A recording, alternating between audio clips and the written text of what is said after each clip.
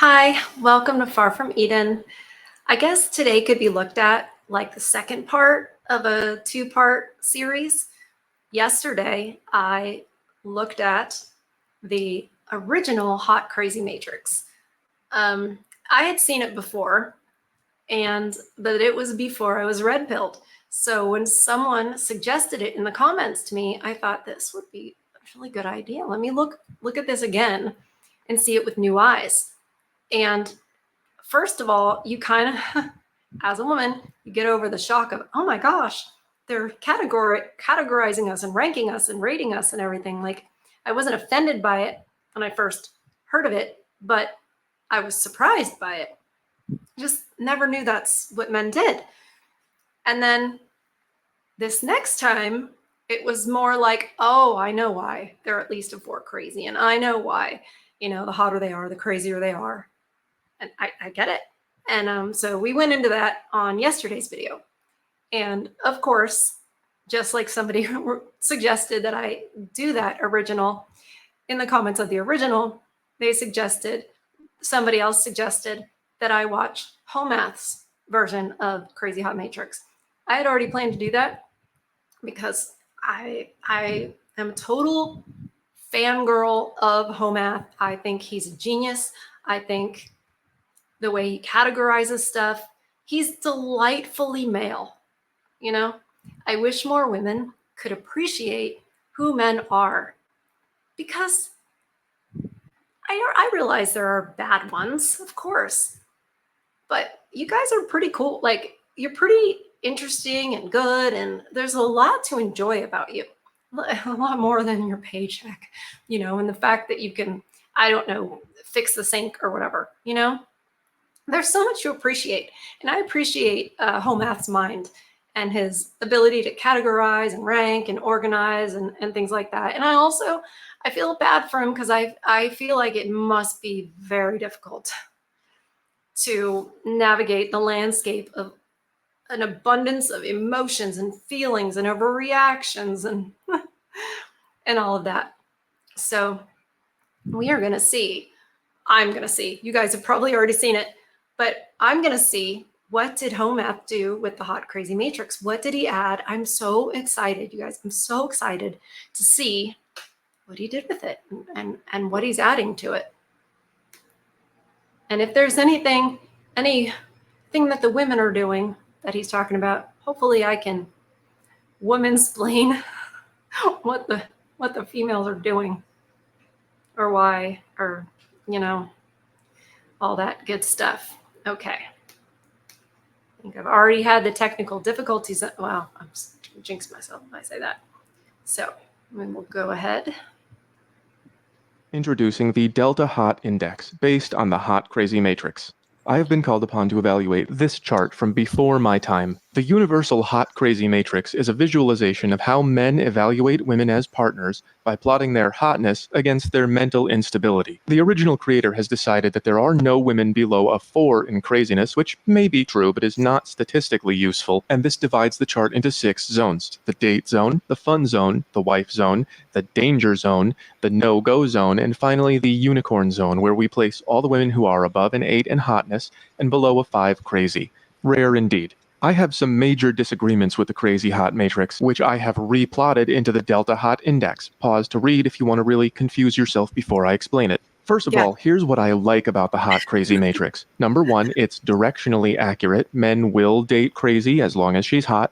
Number 2, it recognizes the 3 main boxes that men assign women into. Wife, date, fun is essentially keeper, sleeper, sweeper. Number 3, it's a good reminder not to date crazy. This visual is more or less what that is like, as long as you also assume that the cops will be on her side. Overall, the Hot Crazy Matrix is a lot better than nothing. My disagreements are as follows. First of all, the Matrix evaluates women on a numerical scale of crazy and hot, and I obviously don't have a problem with this, but that does mean it cannot be universalized. Not every man is going to get the same result. For example, if you're a male 3 and you're dating a female 7 who is a 5 crazy, she's not going to be in your fun zone. She's going to be unmanageable. Additionally, the placement of the zones is just ridiculous. The no-go zone suggests that no men ever go for women who are below a 5 hot, which is not true, and that I thought that was interesting too, because there's plenty of women who are below a 5 hot. He said no woman below a 5 hot in his mind. But you guys know that's not how the numbers work. It's an objective, what does she look like, hotness. So men absolutely will date and other things below a 5. Otherwise, they absolutely will. It's insane to think they won't. So I'm glad he said that, because I agree with that. I mean, that is what I've heard from you guys. So that's actually true. That's true. no men ever date or marry a woman who is below an 8 hot, which is also not true. Now, you could get over this by saying that these numbers are subjective. She's an 8 to me, but then you'd have to say she's an 8 crazy to me, and that doesn't make sense. Yeah, the whole idea of having numbers is it isn't, well, it's, then you're talking like the women when they're like, well, I believe I'm a 10. They can't be that subjective. Otherwise, why are you having a chart? It's so funny. Hoe Math, he's doing his Hoe Math thing, isn't he? He's like, no, this is not accurate. I'm going to fix it. No. Yeah.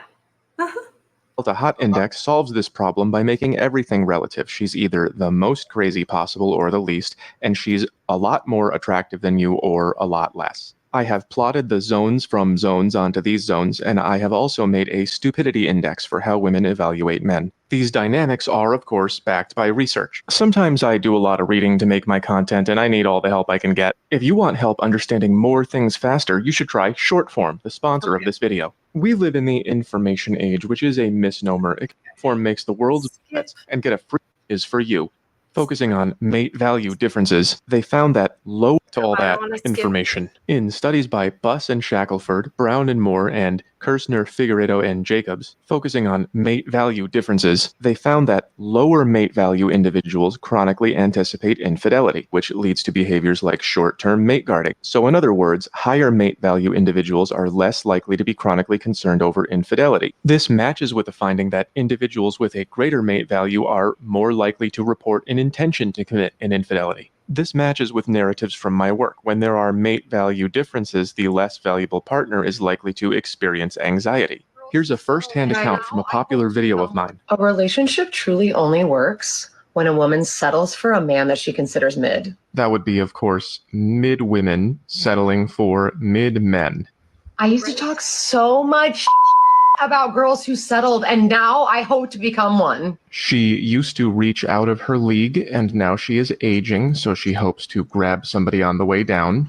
Because when a woman does the opposite and falls in real love with someone she's attracted to and who's at her level, it's a disaster. Here's where she gets confused. Attracted to and at her level are not the same thing unless you're up here. It's a disaster because you're going out of your league and he doesn't really want you.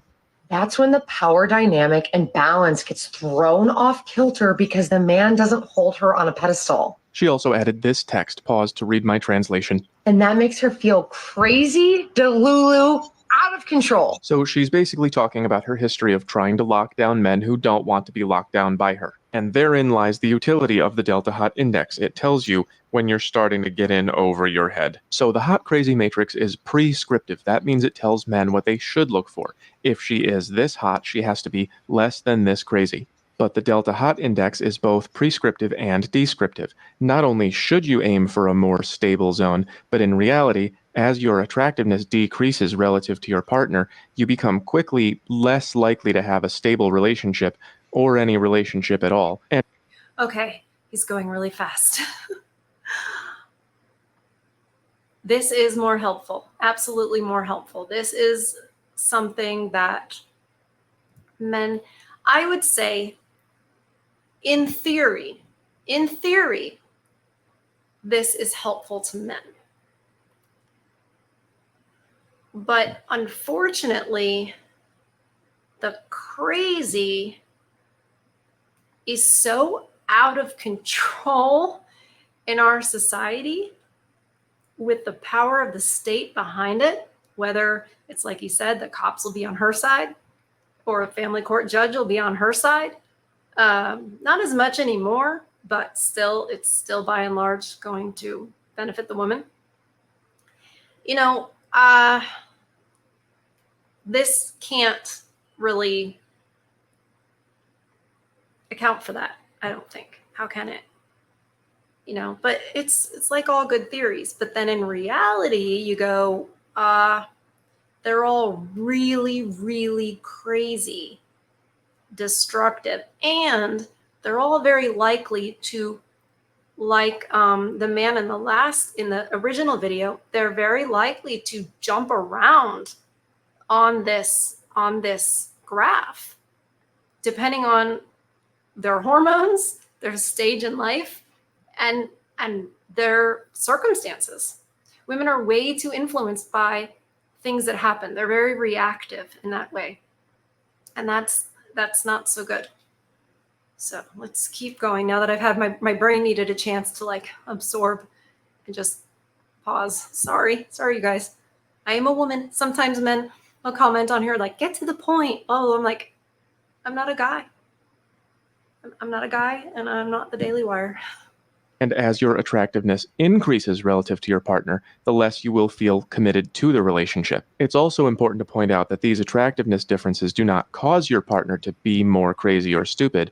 They just cause you to perceive them that way. Basically, if you are chronically concerned over infidelity and your partner is more likely to report an intention to commit an infidelity, you're going to say that person is crazy or stupid or whatever your favorite word is. So the Delta Hot Index tells you what you're likely to find and how you should make a selection. The one flaw of the Delta Hot Index is that it's not drawn to scale. This is not how likely you are to have a Prince Charming relationship. It's just where you need to be for one to be likely. The reason that the unicorn / your zone is so large, and the reason I called it your is because men will often get into relationships where they think they hit the jackpot, only to find out later that they were not in the zone they thought they were. Similarly, women will think they met Prince Charming when really they just haven't found the stupid yet. So generally speaking, the higher value your partner is than you, the worse of an idea it is to attempt. Let's go over the zones one by one. We'll start with the male side. Okay. So keeper, sleeper, sweeper are all here below the half crazy line. These are extensions of those zones. I agree with the general placement of the danger zone. That's where you're dating somebody who has a very bad, crazy to attractive placement. So if you have a woman who is about as attractive as you and below the half crazy line, most men consider that a keeper.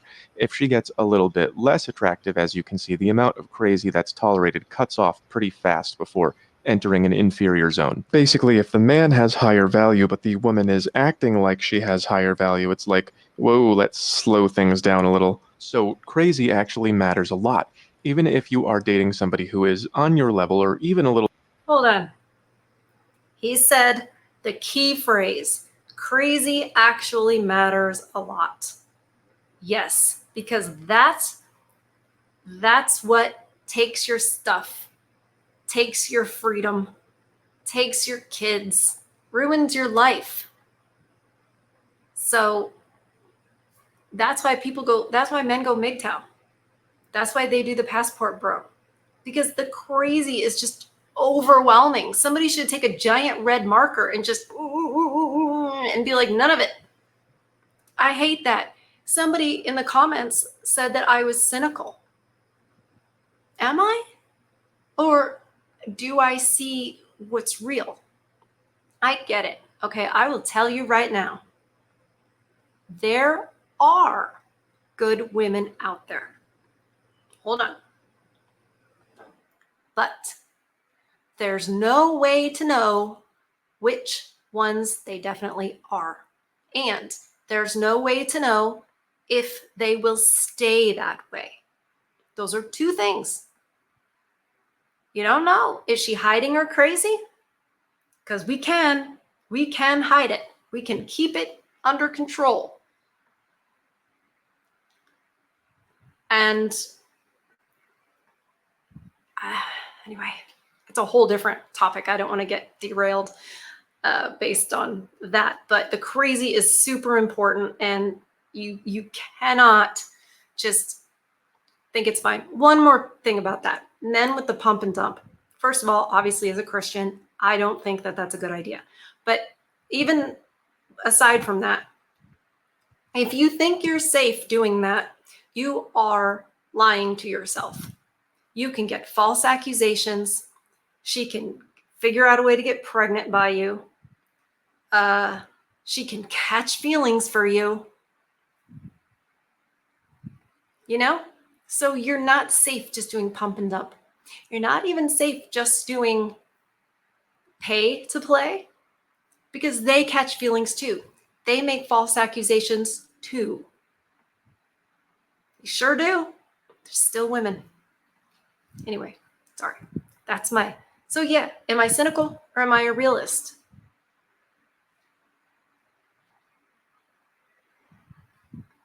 Little bit below. If she gets crazy enough, that can drop her down a category.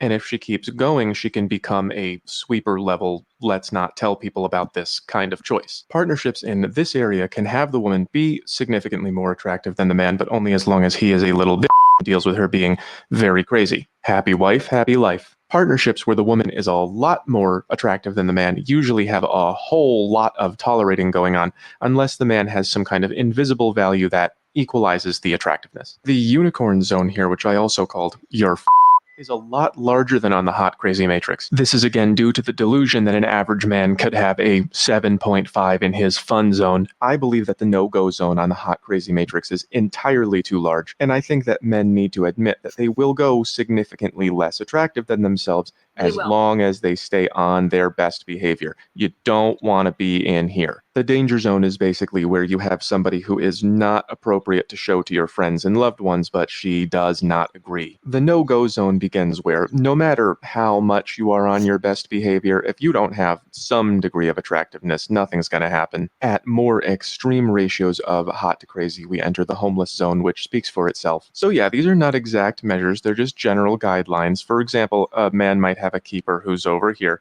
but in general, I think that this is much more accurate than suggesting that no women below a 5 are getting any attention. That gives me these kind of vibes.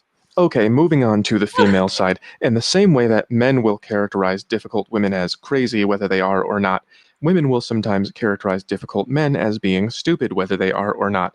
The bad boy, for example, sometimes is very intelligent. Sometimes that's how he got in that position in the first place. But women might see that kind of treatment as being stupid because of the female tendency to assume if I am attached to him, he must be attached to me, which is not always the case. Let's begin with this cute little ghost. This is the Oh my gosh.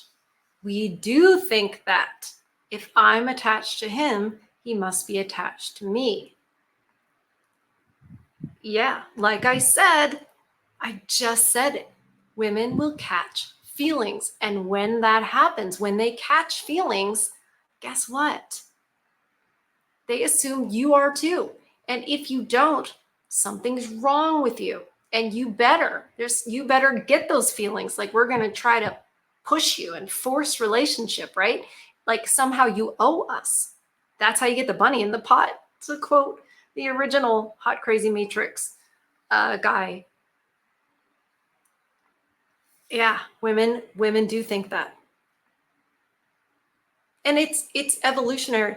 You know, we are biologically wired, women are, to bond through physical intimacy.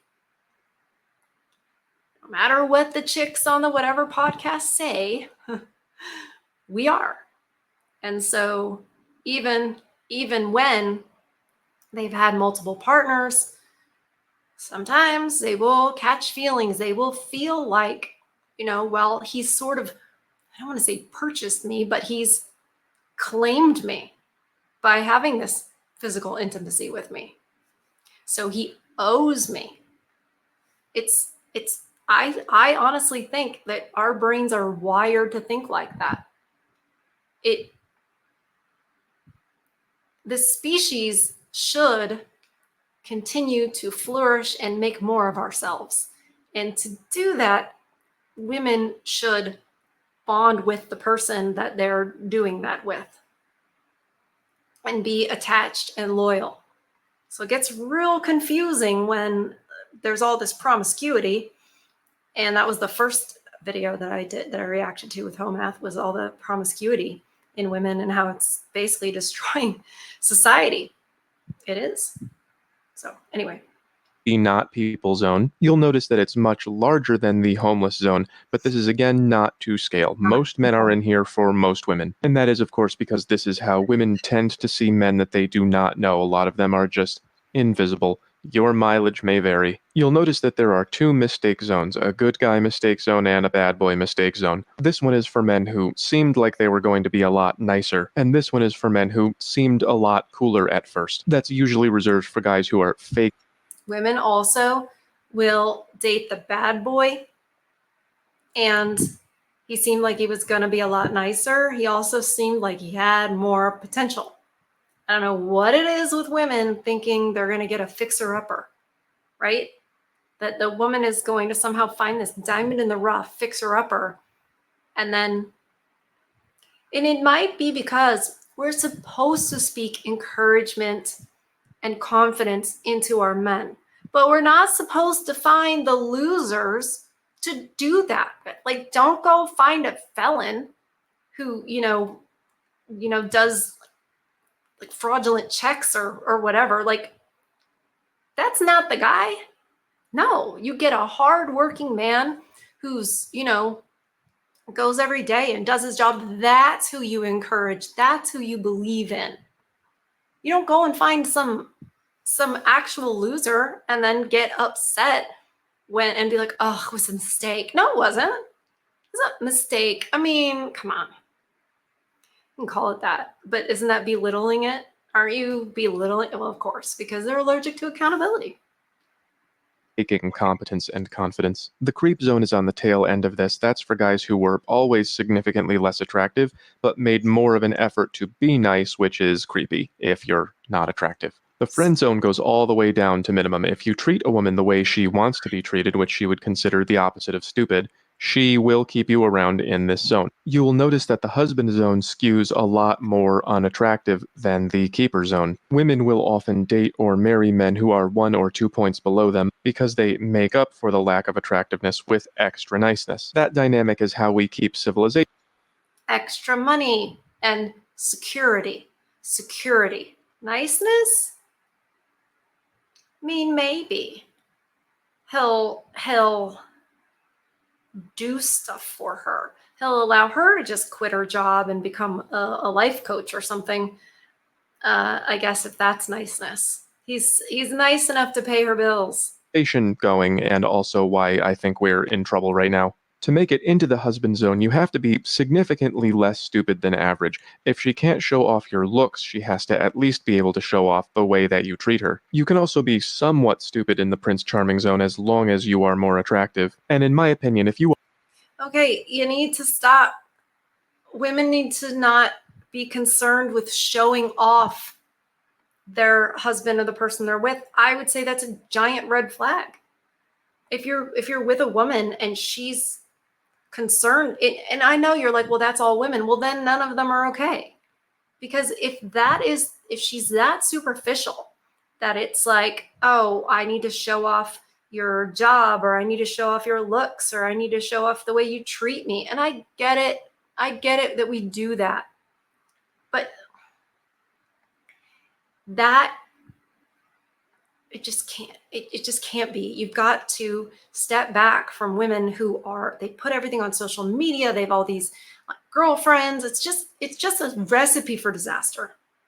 spot on at her level and you treat her great, I think you can still make it in there. The bad, mid, and good situationships occupy this little crescent moon shape. The bad one is basically a guy who thinks that he's on her level because they are a looks match, but he just isn't keeping it together. The good one is a guy who is too hot to stop seeing, even though he is being pretty stupid. And the mid one is that terrible little space in between the two where you don't know which one is going on. This one should be a lot larger if this was to scale for modern times. The bad boy zone could also be called the I can fix him zone. Similar to the way that men think they found a keeper but really they're in trouble, women will sometimes date an absolute piece of garbage and just ignore his red flags and end up here in Delulu land. And finally, women have a prominent settling zone in the middle of the map that men do not have. This is of course because men would often rather have somebody in this area instead of nobody, whereas women are sort of icked out by guys who are not very much of anything. So there you have it. Mate value differences influence your attitudes towards your partner, with lower mate value individuals anticipating infidelity, and higher mate value individuals less likely to be concerned because they know they can do better. And even though there are cases that violate this principle, for example, somebody who is less attractive than you but still totally insane, the Delta Hot Index reminds you where you are and what you should do. Basically, if you find yourself engaging in short-term mate guarding, even though it is effective in the short term, this may be a sign that your partner has a greater mate value than you and is just not that into you, and you should resist the urge to label them as the problem and just try to find something that works better for you. What a Introducing the mess. Delta Hot Index. Excuse me. Press pause. What a mess. I mean, not his charts and everything. That's all very well thought out. And I don't think he left anything out. He's very thorough, isn't he? He's extremely thorough. Wow. It's like when I watched his video on relationship levels. And I was like, yeah, but we shouldn't have to do any of this. This shouldn't be necessary. The chart for the women where it's looking for men, etc.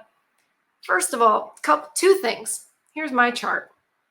Number one, women can't pick. We suck at it. We suck at it. That's why our fathers used to say, all right, here's a nice young man. That's it.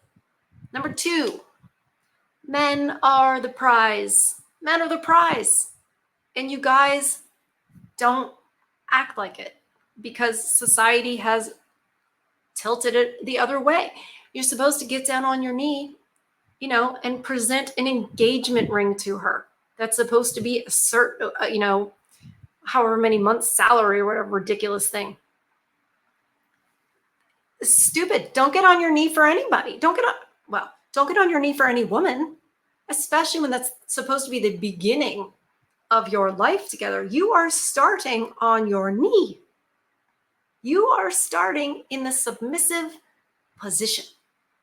And that's not good for you. That is backwards. It's backwards. She's not the prize. I'm not saying women aren't wonderful. Women are wonderful. And we have, talents and skills and abilities. It's great. But the men are the prize when it comes to relationships. Women need men. Men don't need women to survive in nature. You know what I mean? And I get it. It's not like that anymore.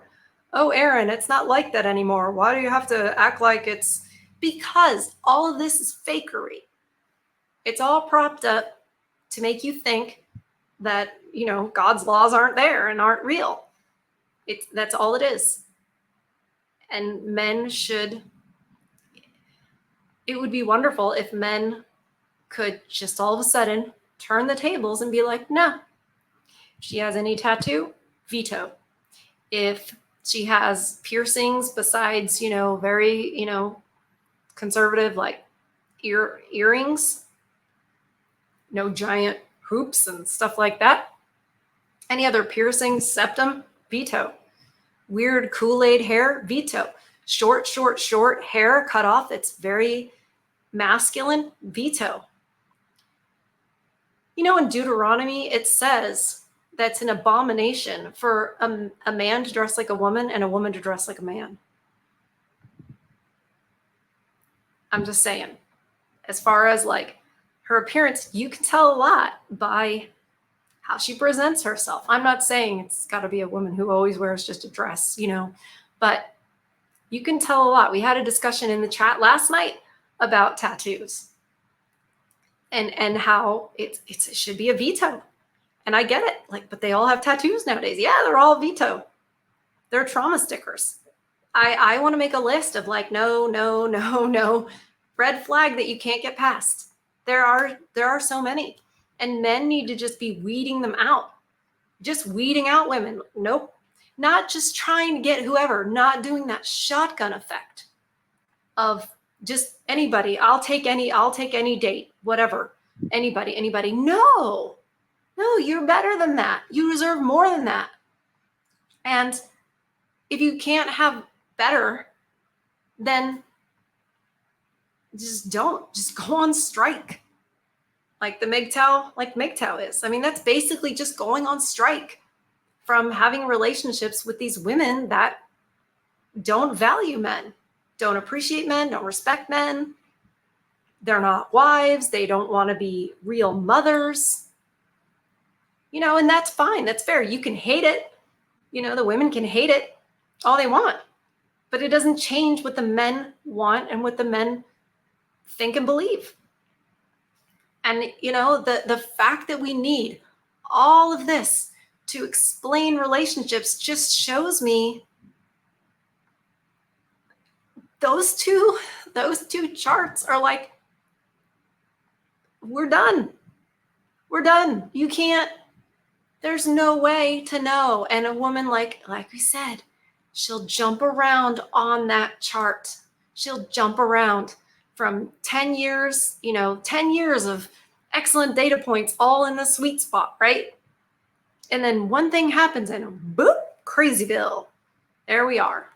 By the way, please hit like and subscribe to the channel if you haven't already. Share the show with your friends and family, whoever needs to hear some truth. I'd love to get some women hearing some of this stuff to try to open their minds a bit. The reason I remember to say that is because my little dog Lola is my key to remembering to ask you guys to like the video. And she just jumped up and did a little weird doggy dance. So that reminded me. Anyway, thank you guys for watching with me. And I can't wait to see what you guys think about his version of it. And if you, I don't know, I gotta make a list of some of the things that you guys just have. If you're determined to date,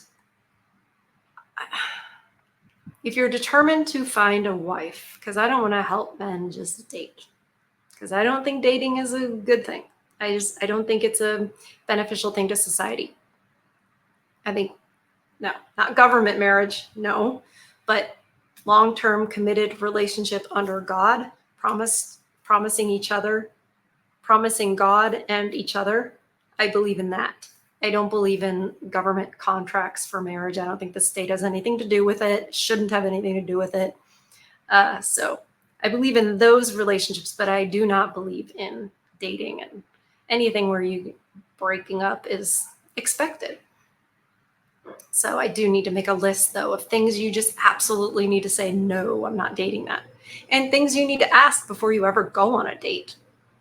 Because you can plot a lot of data points before you ever go.